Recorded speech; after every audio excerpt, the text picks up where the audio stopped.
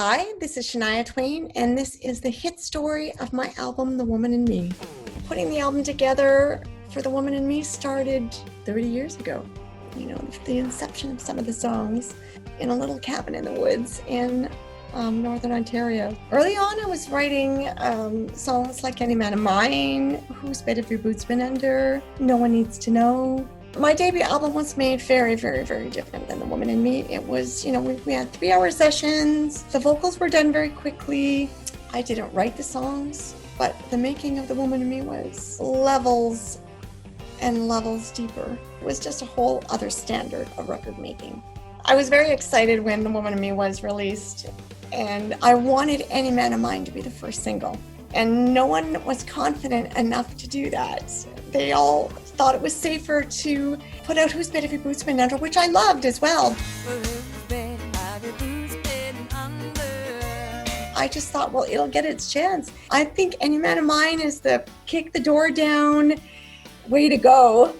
I'm glad that Any Man of Mine did get its opportunity. It was my first number one. Any man of mine, better walk the line. It was really exciting. There was a lot of adrenaline when it was single after single after single, to know that fans were catching on to this and that they were relating to what I was saying and to the spirit of the music, the playful, confident voice of a woman at that time, and even now. I mean, it is something to celebrate.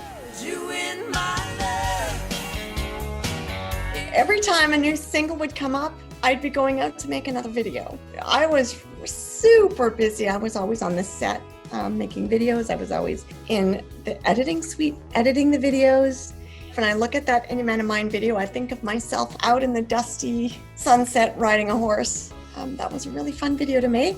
I think my favorite video to have made was probably in Cairo at the base of the Great Pyramids. I was riding a black Arabian horse barefoot.